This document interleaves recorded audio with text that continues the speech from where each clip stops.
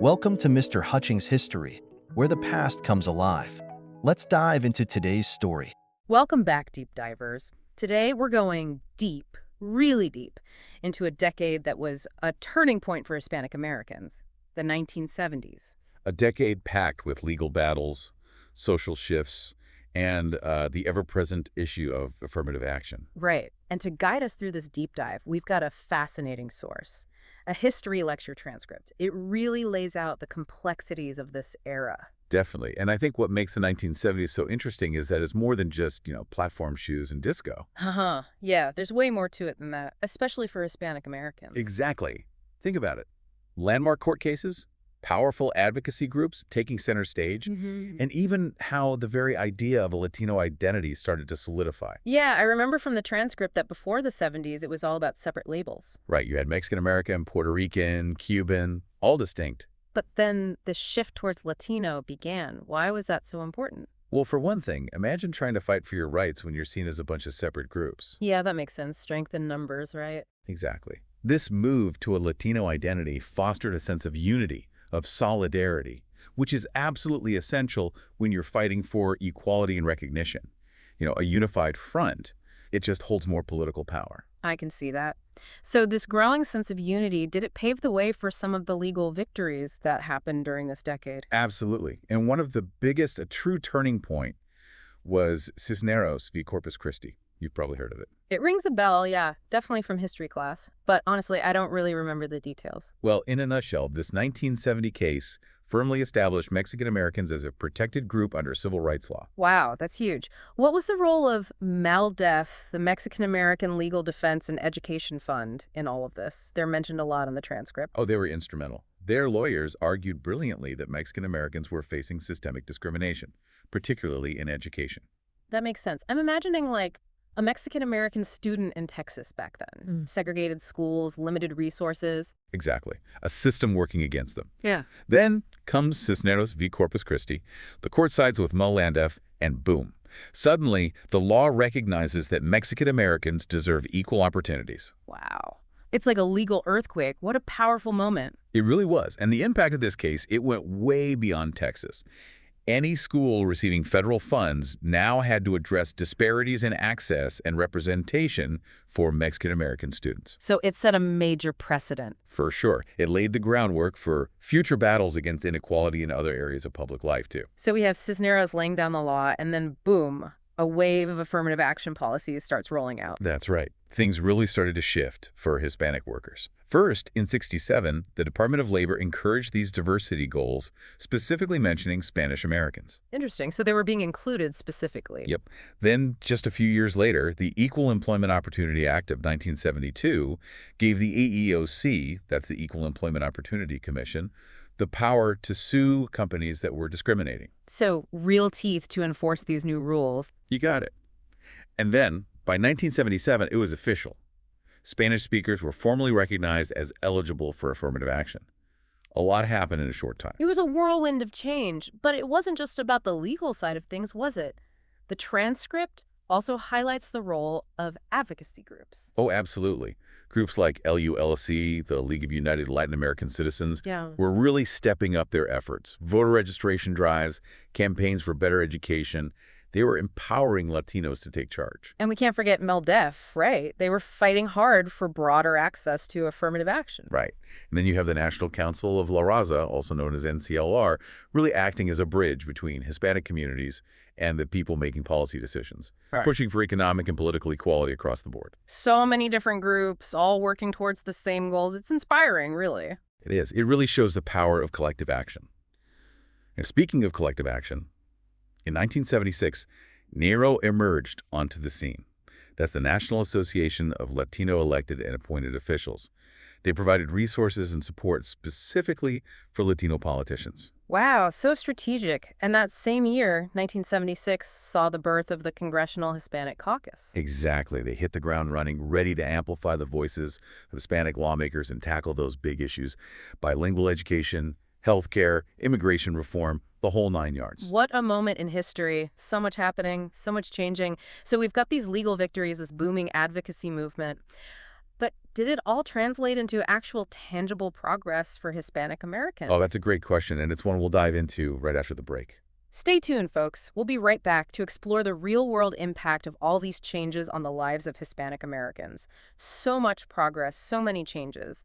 But did it actually make a difference in the lives of Hispanic Americans? Did affirmative action really deliver? It's a big question, right?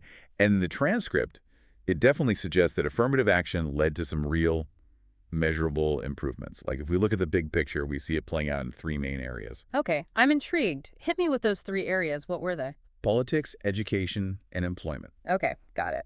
So, starting with politics, did Hispanic Americans actually gain more political clout?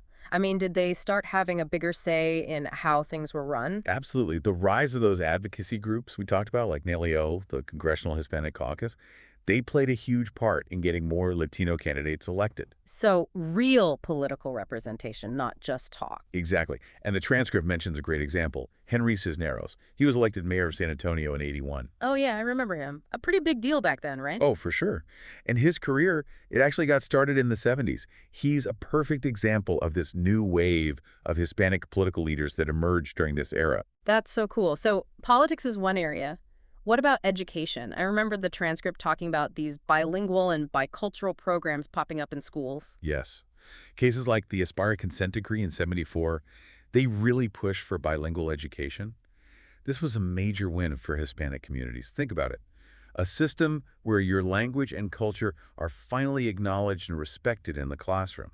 That's a huge deal. It's more than just learning, right? It's about identity, about feeling like you belong. You got it. And then you had the rise of Hispanic studies programs in colleges, more representation in academia, more opportunities to celebrate and explore Hispanic culture. Amazing. It sounds like affirmative action really opened doors in the world of work, too. Definitely. By the late '70s, you had major industries that were required to show diversity in their hiring practices. This led to a lot more Hispanics getting jobs, both in government and in the private sector. Wow, a real chance to climb the economic ladder. Exactly.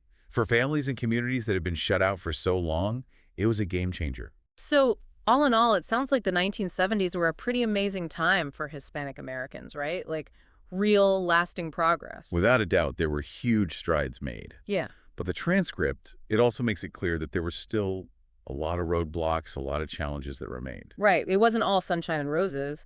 What were some of the biggest issues that Hispanic Americans still had to grapple with? Well, one of the biggest was economic disparity. Sadly, Hispanic Americans still faced much higher poverty rates and lower incomes compared to white Americans. So even with affirmative action, the playing field wasn't level yet. Not entirely, no. Yeah. And while affirmative action did improve access to higher education for many, dropout rates for Hispanic students were still really high. That's tough. It's like even if you get the opportunity, there are still obstacles in your way. Right. And many schools in neighborhoods that were mostly Hispanic, they were still struggling with a lack of funding, which, just made the problem even worse. So that cycle of inequality, it was hard to break. It really was. And then you had another challenge emerging, a growing conservative backlash against affirmative action. This was starting to gain momentum in the late '70s. Yeah, I remember reading about that in the transcript. Like, some people felt that affirmative action was unfair, that it was giving an advantage to certain groups. Exactly. And this backlash, it really threatened to undo a lot of the progress that had been made. And sadly, that debate, it's still going on today. It's like this issue that just won't go away. It's complex, for sure. And there were also internal challenges within the Hispanic community itself. Oh, interesting. Like what? Well, as important as that unified Latino identity was, it sometimes meant that the unique needs of different Hispanic subgroups got overlooked. Yeah, like lumping everyone together, even though there are distinct cultures and histories within the broader Latino label. Right. And sometimes this led to more fragmented advocacy efforts. It made it harder to address those specific needs. Okay, so we've got this complicated picture emerging. Incredible progress, but still a lot of work to be done. It's like that saying, 2 steps forward, 1 step back. That's a great way to put it. Social change, it's rarely a neat and tidy process. And it's important to remember that history, it's not a one-sided story. There are always different ways of looking at things, different perspectives to consider. Okay, I'm really interested in those different perspectives. The transcript briefly mentions a few different historical schools of thought on this period. Can you break those down for us a bit? Yeah, totally. So you've got the progressive school, for example. Historians like Juan Gonzalez, they tend to view the 1970s as a time of real empowerment for Latinos. They emphasize the role of advocacy organizations in driving that change. So focusing on the positive aspects, the victories won. Exactly. Then you have the social history school. Historians like Vicky Ruiz, they really zoom in on the grassroots level of Hispanic activism.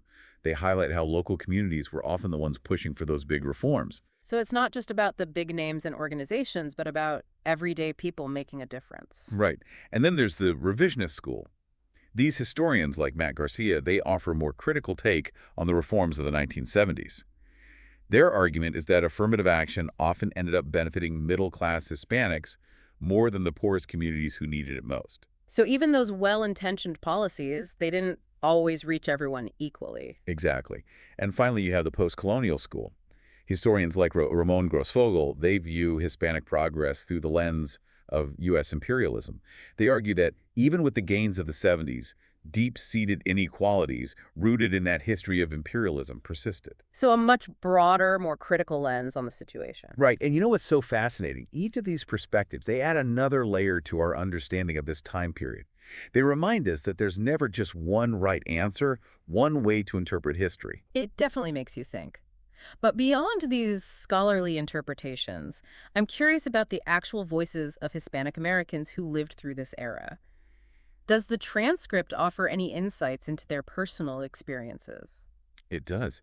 It mentions a few types of primary sources that would really bring those perspectives to life. Like, imagine reading the actual court documents from Cisneros v. Corpus Christi. Wow. To go back and see the legal arguments laid out, the strategies used. You could almost hear the voices of those lawyers and activists fighting so passionately for equality. To get that firsthand account, it would be incredible. Right. And the transcript also mentions reports from the Civil Rights Act and the EEOC. These official documents would have data on how those affirmative action guidelines were actually being implemented, like what was the real-world impact. So we could see the numbers, track how those policies played out in different places. Yeah, exactly. But you know what I think would be the most powerful? Personal testimonies from the leaders of those advocacy groups. Oh, yeah, to hear directly from the people on the front lines of this movement. Imagine reading the speeches and writings of the leaders from LULAC, MALDEF, NALEO. Their firsthand accounts would be so valuable. We'd learn about the challenges they faced, the strategies they used, the victories they celebrated. To feel their passion, their determination, that would be something else. It would. It's like stepping back in time. And, these primary sources, they paint a much richer, more nuanced picture of what it was actually like to be a Hispanic American during this time of such intense change. To get beyond the headlines, to see the human side of it all. Exactly. Through those individual stories, we can really appreciate the resilience, the courage, the unwavering commitment of the people who shaped this pivotal moment in history. So, yeah, I'd say dive into those primary sources if you can.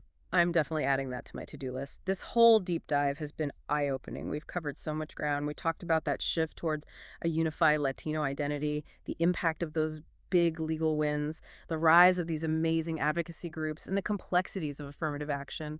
And we even explored different historical interpretations and talked about the importance of those primary sources. It's been quite a journey.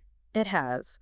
So if we were to try to sum up the legacy of the 1970s for Hispanic Americans, what would you say are the key takeaways? I think the most important thing is recognizing that it was a time of both tremendous progress and persistent challenges. On the one hand, you have these incredible strides in legal rights, political representation, education, job opportunities, like a real shift in the landscape. But at the same time, we can't forget those ongoing issues, right? The economic disparities, the struggle for educational equality, the backlash against affirmative action. The fight wasn't over. Exactly, and I think that's one of the crucial lessons here. Social change, it's rarely simple or straightforward. There are going to be setbacks, there are going to be obstacles along the way. It's a reminder that real progress, it takes constant work, constant vigilance. You can't just assume that things will keep getting better on their own. Absolutely. The story of Hispanic Americans in the 1970s, it's a powerful reminder that the fight for equality is hard-won and often pretty fragile. It's something we need to protect, to nurture, to keep fighting for. And understanding history not just as a bunch of facts and dates, but as this living force that shapes our present and our future, that's so crucial. Couldn't agree more. This deep dive, it's giving you the knowledge, the tools to think critically about the ongoing fight for equality and justice for Hispanic Americans. We've explored the historical context, the key players, the wins, the losses, the challenges that remain. It's a lot to process. It is. And now it's your turn to take all of this and connect it to the present. Think about how those lessons from the 1970s can help us understand what's happening today, how they can inspire us to keep pushing for progress. That's a perfect transition to our final thought-provoking question for you to ponder as we wrap up this deep dive. Ready? Hit me with it. Okay, here it is. How might the gains and setbacks of the 1970s inform current efforts to address social and economic inequality for Hispanic Americans? How can we use those lessons to build a better future? That's a question worth thinking about. It's a question that challenges us to learn from the past, to engage with the present, and to fight for a more just and equitable future for all. Beautifully said. Thank you so much for joining us on this deep dive into the 1970s. It's a decade that continues to resonate, to inspire, and to challenge us. Until next time, keep learning, keep questioning, and keep striving for a better world. It really makes you think, you know? It's not just history, it's still happening. Yeah, absolutely. Those battles, those setbacks, they still resonate today. It's like we're building on what they started. We see so many parallels between then and now, right? Like that economic gap you mentioned, that's still a major issue. It is. And the fight for good schools, especially in underfunded communities, that's still a huge battle. So much potential wasted just because of where someone lives, you know? It's tough. And you know what else? That backlash against affirmative action, it didn't just disappear. It's still there, just in different forms. It's like this constant struggle, this back and forth. Yeah, for sure. And it reminds me of what we talked about earlier, unity, that coming together as Latino was so important in the 70s. Right, strength in numbers. Do you think that's still as crucial today? Oh, I think it's even more vital now. Think about it. Hispanic-Americans are the largest minority group in the U.S., but that doesn't automatically equal power. Right, there are so many different voices, different experiences within the community. Exactly. And it's so easy to get caught up in those differences, to focus on what divides us rather than what unites us. So how do we bridge those divides? How do we build that solidarity when there are so many different issues, different priorities within the Hispanic community? I think it starts with listening, really listening to each other, understanding what different groups are going through, recognizing that someone else's struggle is also your struggle. And finding that common ground, those shared goals that everyone can get behind. Exactly. Like the fight for economic justice, the push for better education for everyone, comprehensive immigration reform. These are issues that affect the whole community, no matter your background. No matter where you come from, we're all in this together. Right. And when we come together, when we raise our voices as one, that's when things really start to change. That's when we honor the legacy of those who came before us, those who fought so hard to make things better. This whole deep dive, it's been amazing. We've learned so much about the struggles and triumphs of Hispanic Americans in the 70s, and it really makes you think about where we go from here. It does, doesn't it? It's like we're carrying the torch now. And learning from their example, their resilience, their determination. Exactly. I hope this deep dive has inspired you to learn more about this incredible chapter in American history. And to keep fighting for a more just and equitable world. Absolutely. To remember that a better future is possible if we work together to create it. Thank you so much for joining us on this deep dive into the 1970s, a decade that continues to shape the lives of Hispanic Americans today. Keep learning, keep questioning, and keep striving for a better world. Thanks for listening to Mr. Hutchings History. Keep exploring, and we'll see you next time.